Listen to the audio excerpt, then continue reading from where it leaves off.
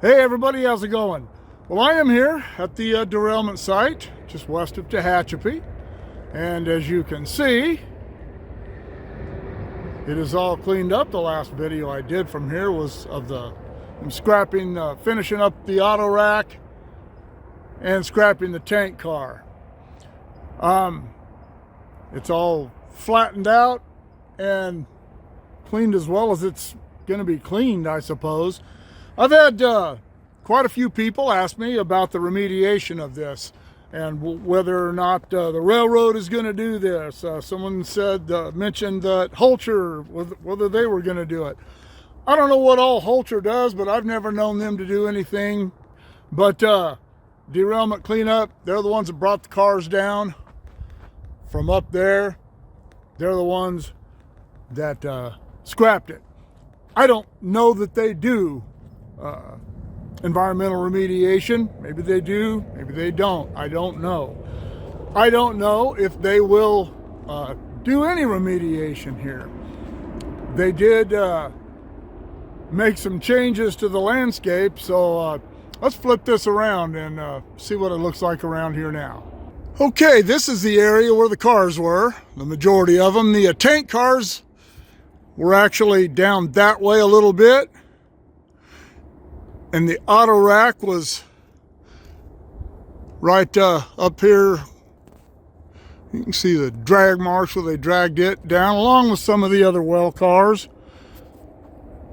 But most of the stuff was over here in this area, and over there, right about there, for those of you who saw the video where the well car hit the tree and just about got me and Randy, that's where that was. There were cars up around that curve and they all got dragged down this hill. They did take out quite a few trees, and I know that affects erosion control. And as you can see there was some high spots and low spots from where they pulled dirt away to pull the cars down. So it is a little steeper, particularly right there, than it was. As I've told, I've had a lot of people ask me about this, and I said we don't get a lot of rain up here, but sometimes we get a lot at one time. So I don't know what they're going to do with that. I don't know if they're going to come and tear us that off. They wouldn't be able to come and plant trees. They wouldn't have any effect on it for quite some time. So I don't know. As I said in one of my other videos, I will try to stay on top of that. And if something comes of it and they start doing it, I'll try to get up here and get some footage of them doing that. This whole area here, the last time I was here doing the walk-around of the cleanup, this is where the last couple of cars were stacked up right here. And everything was dragged off over into that area. And that is where the scrapping itself took place. You can see some of the trees that they had to remove to get out of the way to be able to bring this stuff down. There's some more there, and you saw the other pile to the left right up in that area. But looking back down that way, that's where the tank cars were. They were right alongside that tree in the center frame there. The first one was, and the other one was right behind that.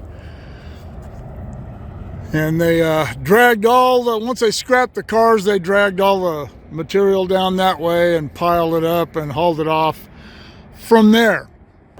I still get quite a few comments about how long it took to do this.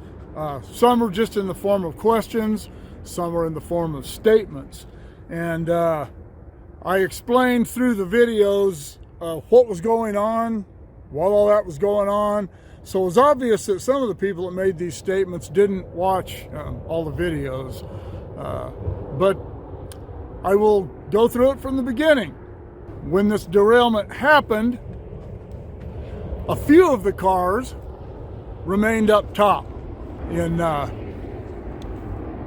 area up behind me that way. The rest of them all came down the hill in this area up here, and they were strung down the hill up behind. There used to be trees up there, believe me, that the cars were up behind.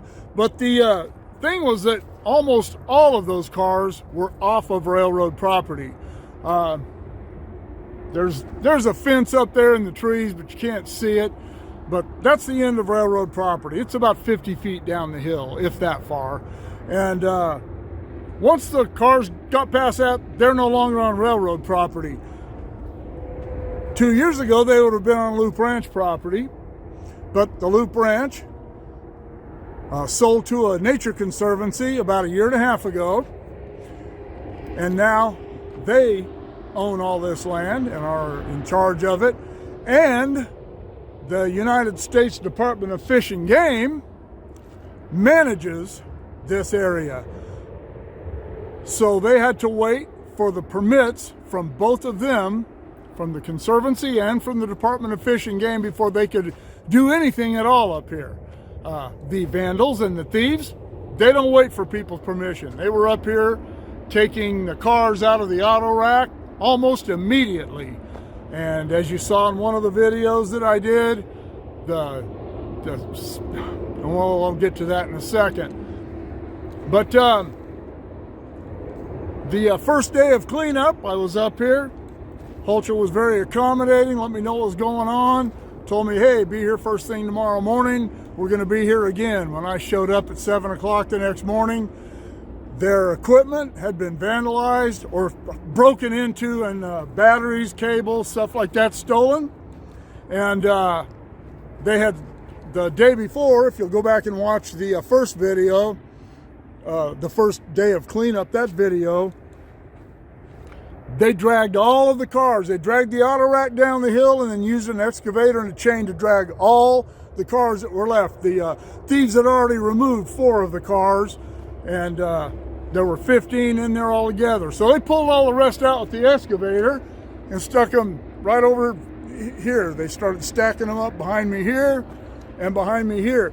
And when we got here the next morning, when their batteries had all been stolen, every one of these cars was gone. The thieves had come in here and taken all, except one was completely destroyed. They left it alone. But every single other car was gone. And the Holcher guy told me that security wasn't part of their bid, and if they couldn't protect their equipment, they weren't going to stay. And as some of you who watched all of those videos saw, when I came up here the next day, their stuff was gone. I mean, moved off site, and they didn't come back for about a month. And they were able to finish the rest of that job, pulling everything down the hill that day, so they didn't have to leave their stuff here. And that was one of the reasons it took so long.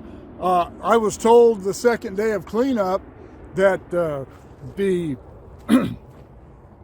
that the scrappers were supposed to have already been here. Now, I didn't know. That kind of sounded to me like Holcher wasn't going to do the scrapping, but as you saw, they did. I don't know what took the scrappers so long to get here. Maybe they're busy somewhere else. I'm sure this isn't the only job they had going. But I don't know exactly how long it took them to do that. I know it took them at least 3 days. At least 3 days. I know they were here that long. And they had lights, as you saw in that video here. So evidently they had some way of protecting their equipment while they were here for the scrap job. And maybe getting a security in that bid was part of the process of waiting for that. But one of the other comments that I got a lot of was, this is the railroad's fault. Why didn't the railroad where were the local police? Once those cars, first off, once they go off the rail, that all becomes the contractor's problem. The railroad will let those contracts very quickly to have that come and get that stuff out of here. All they want to do is get the trains moving again. And once the cars are off railroad property, the railroad, they can't come down here and just do anything. And I've said in some of those other videos, the railroad doesn't do their own cleanup anymore. They don't have the manpower for that. They just get the trains running, get the tracks going. Yeah, the railroad doesn't provide security. They don't have the people to provide it. They have one UP agent, special agent, UP cop, that operates between, I don't know, I think he goes up to around Merced and all the way down to Colton. And those guys are busy trying to keep trains from getting broken into every time they stop for a crew change, or a train goes on the hours, or they just stop to wait. I'm noticing up and down the mountain now, they'll put a train in a siding to wait for another train, and these people are jumping on these trains and throwing stuff off, and you see that laying along the track. That's what the railroad cops are worried about right now. They don't have time to come down and spend 24 hours guarding something. The railroad's certainly not going to pay for that kind of 24-hour security, and it's unlikely that the contractors are going to pay for it either. But that's why the railroad doesn't get involved in that. And local law enforcement they certainly have more important things to take care of than people coming down here and stealing batteries out of equipment or getting into derailed cars.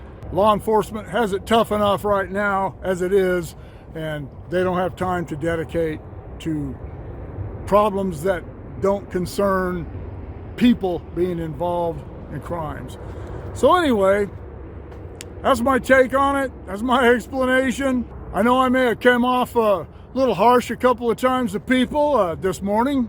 Some guy was really butthurt about something I said to him. Oh well, sorry.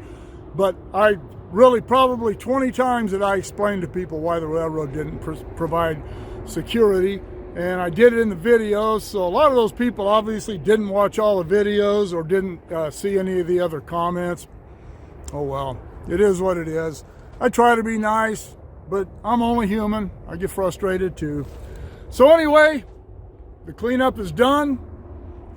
And as I said, if I find anything out about remediation, I haven't gone and spoken to anyone at the railroad yet about any of this, but if I do find something out, I'll let you know one way or another. And if I can get down here and catch them doing some of it, I'll do that for all of you as well. So anyway, that'll do it from here. Here are the URLs to my Patreon and my PayPal. If you can help the channel out that way, I'd sure appreciate it. Keep shooting me the ideas. Drop them in the comments below. Shoot me an email at motorpoet59@gmail.com. Like, share, subscribe.